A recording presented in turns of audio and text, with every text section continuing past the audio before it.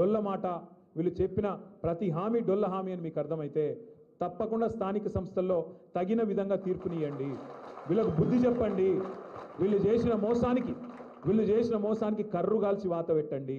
ఎందుకంటే కొంతమంది మాట్లాడతారు, ఏమున్నదే స్థానిక సంస్థల్లో మళ్ళీ కేసీఆర్ రాడు కదా ఇప్పుడే అని మాట్లాడతారు. కరెక్ట్, కేసీఆర్ రాడు, కానీ వీళ్ళు చేసిన మోసం మరి మీరు ఒప్పుకున్నట్టు అవుతుంది. వీళ్ళకే ఓటేస్తే మళ్ళీ వీళ్ళు చేసిందే కరెక్ట్ అని చెప్పినట్టు అవుతుంది. కాబట్టి జాగ్రత్తగా ఉండండి, జాగ్రత్తగా ఆలోచించి ఓటేయండి తప్ప ఆగం కాకండి. ఎంత ఘోరం అంటే నిజంగా ఇవాళ ఉస్మానియా యూనివర్సిటీలో ముఖ్యమంత్రి గారు మాట్లాడుతుంటే నేను కూడా చూసిన. ఇంత అన్యాయంగా మాట్లాడతారా? ఆ కాలేజీలు కట్టింది కేసీఆర్ గారి నాయకత్వంలో మన సబితా ఇంద్రారెడ్డి గారు. ఆ బిల్డింగులు కట్టింది, హాస్టల్ బిల్డింగు, ఇంకో బిల్డింగ్, రెండు కూడా కట్టింది సబితా ఇంద్రారెడ్డి గారు. ఇక రేవంత్ రెడ్డి గారేమో జేబులో కత్తెర పెట్టుకొని తిరుగుతుండు. కత్తెర అంటే పాకెట్లు కొడుతుంది కాదు, యాడ రిబ్బన్ కనబడుతుందా కట్ చేద్దామని చూస్తాడు. మనం కట్టిన ఫ్లైఓవర్లు ఆయనే కట్ చేస్తాడు, మనం కట్టిన బిల్డింగ్లు ఆయనే కట్ చేస్తాడు. పర్వాలేదు కానీ కొద్దిగా జాగ్రత్త రేవంత్ రెడ్డి గారు. జర జేబులో కత్తెర అటు ఇటు అయితే డేంజర్ ఉంటుంది, జాగ్రత్త. ఎందుకంటే ఆయన మాట్లాడే మాటలు ఎంత వికారం మాట్లాడి నాకు అర్థం కాదు. ఒక్కటంటే ఒక్క మాట, సక్కటి మాట మాట్లాడతాడా? అరే తెల్లారు లేస్తే గలీజ్ మాటలు. నీ పేగులు కట్ చేస్తా, మెడలు వేసుకుంటా, గుడ్లు వీకి గోటీలు ఆడతా. పేగులు మెడలు వేసుకునేది బోటి తింటాడు ఏమన్నా? బోటి కొట్టేటాడా? నాకు అర్థం కాదు. అరే పేగులు మెడలు వేసుకుంటాడు ఎవడన్నా ముఖ్యమంత్రి? నాకు అర్థం కాదు ఇంత గలీజ్ మాట. ఇంకా ఘోరం ఏంటంటే ఇప్పుడు నువ్వు హామీలు ఇచ్చినావు, 100 రోజులు అన్నావు, 100 రోజులు అమలు చేయకపోతే ఇక ఈ చంద్రుడు అదేమన్నాడు, ఈ సూర్యుడు ఇటు సూర్యుడు అటు ఓడిచినా అటునోడు ఇటు వచ్చినా నేను అమలు చేసి తీరుతా అన్నాడు. మరి అయితే పైసలు ఎడికి వెళ్తాయంటే మాకు తెలియలేదా కాంగ్రెస్ వాళ్ళకు? మేమందరం కూడా 6 ఫీట్లు ఉన్నాం ఒక్కొక్కడు. నేను 3 ఫీట్లు ఉన్నా కానీ ఆ ఉత్తమ్ కుమార్ రెడ్డి 6 ఉన్నాడు, ఆ జానారెడ్డి 6 ఫీట్లు ఉన్నాడు, అందరం కలిసి చేస్తామన్నారు. మరి ఏమా ఈరోజు 20 నెలలు ఒడిసిపోయాయి, ఇంకో 4 నెలలు అయితే 2 నెలలు అయిపోయాయి, మిగిలిన 40% టైం అయిపోయింది. ఆఖరి సంవత్సరం ఎలక్షన్ టైం అయినా, మిగిలింది ఇంకో 2 నెలలే. మరి ఏమైనా అని ఈ హామీలు అంటే ఇప్పుడు రేవంత్ రెడ్డి గారు కొత్త రాగం ఎత్తుకున్నాడు. ఏమంటాడు? లంకె బిందెలు ఉంటాయనుకొని వచ్చినా లేవు. ఎవడు చూస్తాడు లంకె బిందెల కోసం? ఎవరు ఎత్తుకుతారు లంకె బిందెల కోసం? లంకె బిందెలని మాట్లాడతాడు ఎవరైనా ముఖ్యమంత్రి? గింత అన్యాయం మాటలా? ఇంకా ఘోరం. ఇప్పుడు మనందరికి ఇక్కడ కూర్చున్న వాళ్ళందరికీ అప్పు ఉందా లేదా? అప్పు లేనివాడు ఎవడని ఉంటే చేయలే అవటరా జీవన్ రెడ్డి? అప్పు లేనివాడు ఎవడు లేడు. కానీ అప్పు ఉంటే కూడా ఏం చేస్తాం మనం? మార్కెట్ మంచిగా లేదు. రేవంత్ రెడ్డి వచ్చినాక, కాంగ్రెస్ వచ్చినాక రియల్ ఎస్టేట్ సంకనాకిపోయింది. ఇక అసలు ₹1 ఉడతలేదు, కొనేటోడు లేడు, అమ్మేటోడు లేడు, అడిగినోడు లేడు. ఇదివరకు 30,000 గజం ఉన్నది ఇలా 19,000కి అమ్ముకుంటాను దిక్కులేక. అక్కడక్కడ ఇక బిడెపెన్లో ఏదైనా అర్జెంట్ అవసరం ఉంటే అమ్ముకునే పరిస్థితి వచ్చింది. మరి ఈ పరిస్థితులల్లో అప్పు ఉన్నా కూడా ఏం చేస్తాం మనం? లోపల బనీన్కు పొక్కలున్నా మీదికెళ్ళి మాత్రం కడక్ అంగి వేసుకొని బయట తిరుగుతామా లేదా? ఎందుకు? మళ్ళీ ఎవడన్నా అప్పు ఉడుతుందో పుట్టదో అని. కానీ ముఖ్యమంత్రి ఎట్లున్నాడు? ఏం చెప్తున్నా ఆయన? నేను ఢిల్లీకి పోతే నాకు అపాయింట్మెంట్ ఇస్తలేరు, చెప్పులు ఎత్తుకపోతే అపాయింట్మెంట్ ఇస్తలేరంటే ఏమనాలి ముఖ్యమంత్రి? చెప్పురు మీరు, నాకు అర్థం కాదు. ఎవడన్నా చెప్పుకుంటాడు అట్లా? ఏం లేకపోయినా కడక్ అంగి వేసుకొని చాలు మాకేమైంది రాబాయి, నువ్వు 1,00,000 కాదు 2 లక్షలు ఇస్తా, రేపటివరకు డామ్ డూమ్ అని కొడతాం, నరుకుతాం. ఎందుకంటే నడపాలి, దుగ్నం నడపాలి. కానీ ఈ ముఖ్యమంత్రి గారు ఇంకా ఘోరం. మరి ఏమైనా నువ్వు గిన్ని హామీలు ఇచ్చినావు, ఏం సంగతి అంటే ఈ మధ్యన కొత్త డైలాగ్ ఎత్తుకున్నాడు. ఏం చేస్తారా? నన్ను కోస్తారా? కోసుక తింటారా? ఎవడు కోసుక తింటే నువ్వు ఏమైనా సేపువా మామిడి పండువా? కోసుక తినతుంది, కోసుక తింటారా అన్నట. గింత అన్యాయం ముఖ్యమంత్రి ఉంటాడు ఎవడన్నా?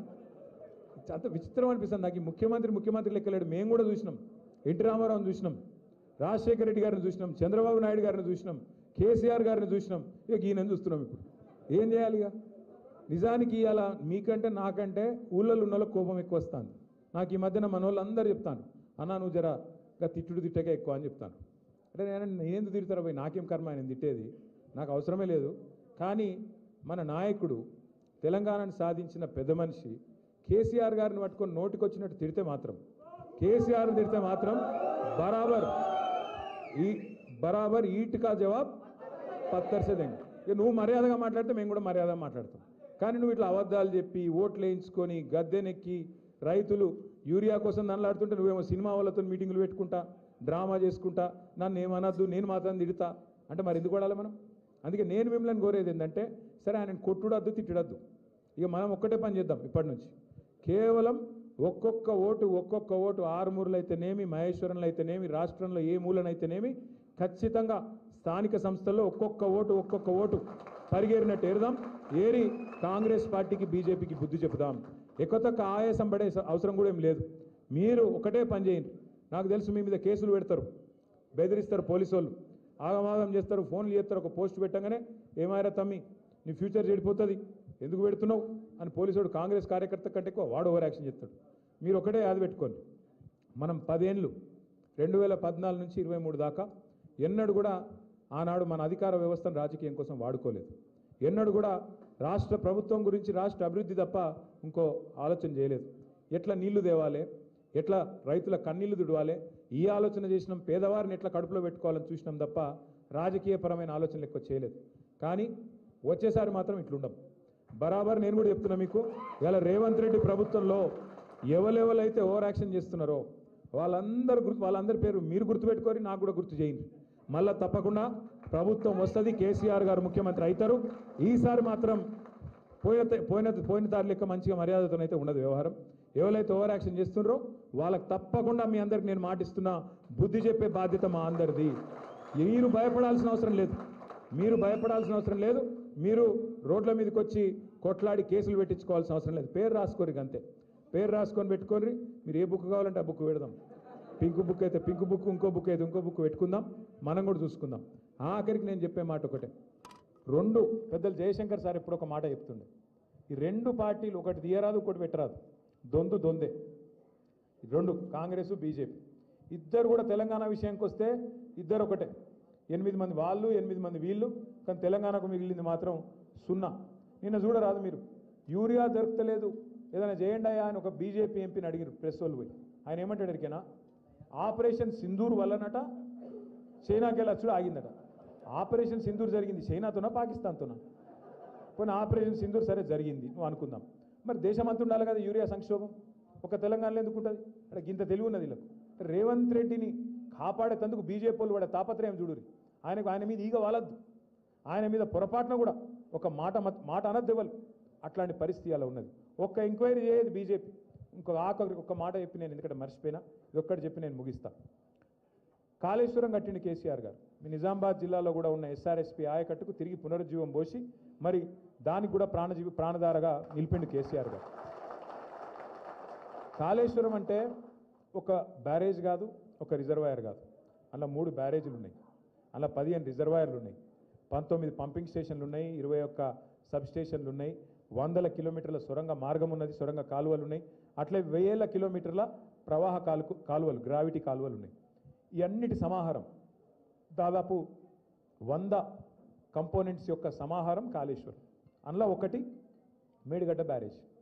మేడిగడ్డ బ్యారేజ్ గురించి కూడా మనం ఒక్క నిమిషం అర్థం చేసుకోవాలి, కాళేశ్వరం గురించి కూడా ఒక్క నిమిషం అర్థం చేసుకోవాలి. తెలంగాణ భూభాగం ఎట్లుంటుంది అంటే ఇట్లా గుడిసె లెక్క ఉంటుంది, ఇట్లా గుడిసె లెక్క ఉంటుంది తెలంగాణ. ఇటుకెళ్ళి గోదావరి వారుతుంది, ఒక మూలకెళ్ళి ఇంకో మూలకెళ్ళి కృష్ణ వారుతుంది. ఇటు మొత్తం దక్షిణ భాగంకి వెళ్ళి మొత్తం కృష్ణ, ఉత్తర భాగంకి వెళ్ళి మొత్తం గోదావరి, కిందికెళ్ళి భూభాగం ఏమో పైన ఉంటుంది. అయితే మరి కిందికెళ్ళి నీళ్ళు పైకి తీసుకురావాలి. ఇప్పుడు మీరు మీ పొలంలో బోరింగ్ వేస్తారు, 3 HP 5 HP మోటార్ పెట్టి గుంజుస్తారు, గుంజి నీళ్ళు కింద ఉన్న నీళ్ళు 100 ఫీట్లు, 200 ఫీట్లు, 400 ఫీట్లు, 500 ఫీట్లు, 800 ఫీట్లు వెళ్ళి గుంజి నీళ్ళు పైన పొలం బారిస్తారు, పంట పండిస్తారు. మరి గోదావరిలో నీళ్ళు ఎక్కడున్నాయి అని దుర్బిని పెట్టి ఎతికి దేవులాడి కేంద్ర ప్రభుత్వ రంగ సంస్థ వ్యాప్కోస్కి అప్పచెప్పి వాళ్ళు ఇచ్చిన రిపోర్ట్ ప్రకారం కింద గోదావరిలో 80 మీటర్ల మీద, అంటే సముద్ర మట్టానికి 80 మీటర్ల మీద మేడిగడ్డ అనే పాయింట్ ఉంది. ఆడగిన నీళ్ళు ఆపితే ఆడికెళ్ళి నీళ్ళు ఎత్తిపోసుకోవచ్చు అని చెప్పి ఆడ మేడిగడ్డ అనే బ్యారేజ్ కట్టిరు. 80